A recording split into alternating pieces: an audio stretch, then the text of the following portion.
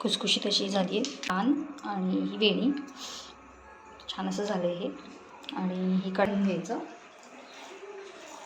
अर्धा पेला बास होतं याला पाणी. अर्धी वाटी गुळाला अर्धा पेला पाणी.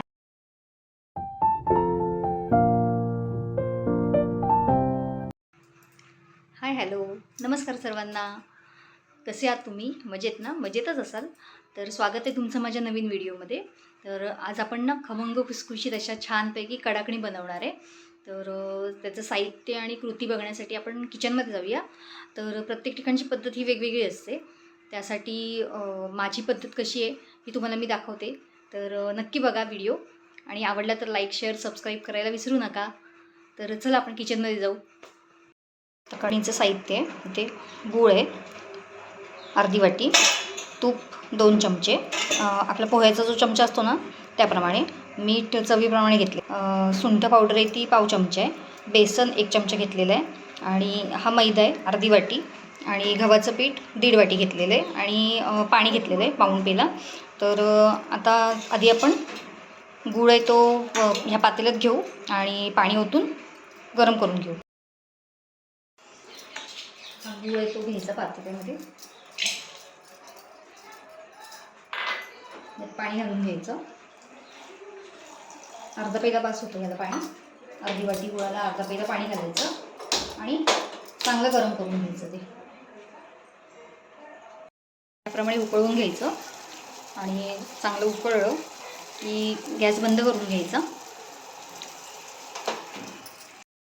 आता हे गुळाचं पाणी जे उकळून घेतलं आहे ना ते ज्या भांड्यात आपण पीठ मळणार आहे त्यात काढून घ्यायचं, पण ते गाळून घ्यायचं काढताना, कारण की गुळात नाही म्हटलं तरी खडे किंवा काही ना काहीतरी असतं, त्यामुळे ते गाळून घ्यायचं. आणि हे जोपर्यंत गार होत नाही तोपर्यंत त्यात काहीच टाकायचं नाही. हे सगळं गार करून घ्यायचं. पाणी पूर्ण गार झाल्यावर मग त्यात सगळं पीठ वगैरे असेल ना, मीठ ते सगळं नंतर टाकून घ्यायचं. तर हे मी गार करायला ठेवते 5-10 मिनटं. इथे गुळाचं पाणी हे गाळून घेतलेलं आहे. तर ते पूर्ण थंड झालं त्यानंतर मग ह्याच्यात गव्हाचं पीठ घालून घ्यायचं, जे की चाळून घेतलेलं आहे व्यवस्थित.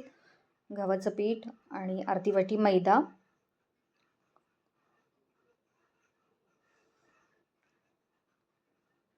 बेसन पीठ आहे 1 चमचा, सुंठ पावडर पाव चमचा घेतलेली आहे,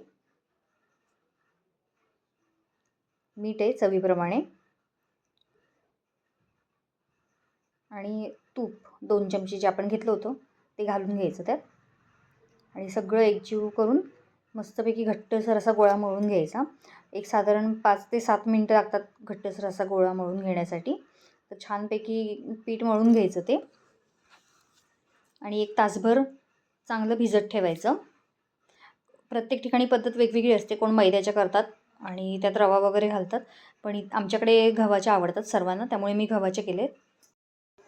पिठाचा छान असा घट्टसर गोळा मळून झालेला आहे. साधारण 5-1 मिनटं लागतात छानपैकी मळायला.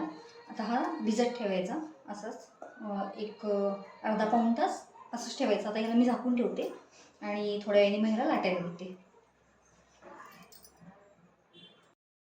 छान असं मळून झालं हे. मळून म्हणजे भिजलेलं आहे कडाकणीचं पीठ. 1 तासभर झाला. आता याचा पुन्हा एक छानसा गोळा करून घ्यायचा आणि याची गोळे करून लाटून घ्यायचं. आणि हे काय करायचं, बऱ्यापैकी लाटून घ्यायचं आणि मग एकदाच तळायला घ्यायचं. मी तुम्हाला आता एक लाटून दाखवते आणि मग तळताना दाखवते पुन्हा.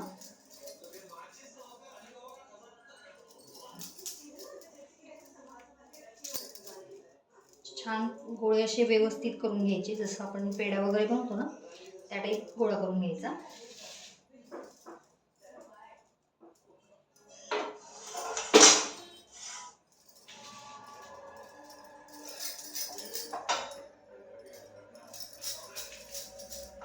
साधारण असं पीठ लावायचं त्याला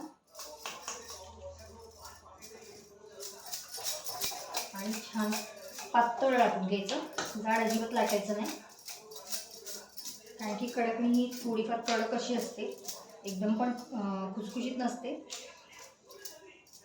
आणि ती तशीच छान लागते. चहातनं पण खाऊ शकतो आपण, किंवा अशी नुसती पण छान लागते खायला.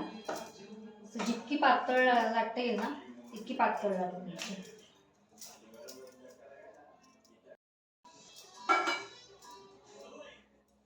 एक पातळ लाटून घ्यायची, थोडीशी लाटली तरी चालेल.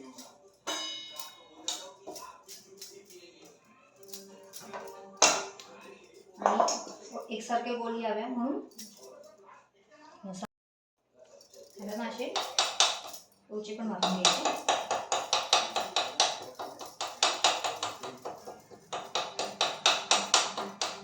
म्हणजे फुगत पण नाही आणि मऊ पडत नाही. अशा पद्धतीने मी सगळे लाटून घेते.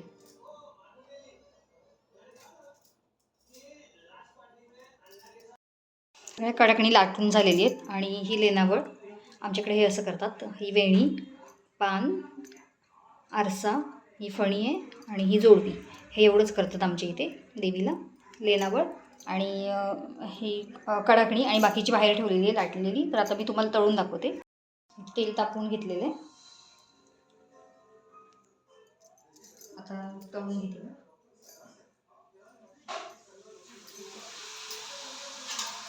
शक्यतो बारीक गॅसवरच तळायची. तेल आधी व्यवस्थित तापवून घ्यायचं कडकडीत.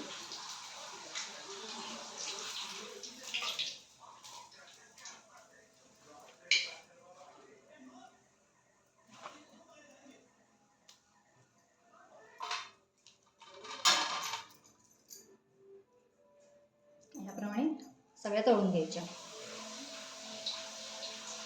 तळून कंगवा, आरसा, जोडवी, पान आणि ही वेणी छान असं झालं आहे. आणि ही कडाकणी सगळी तळून झालेली.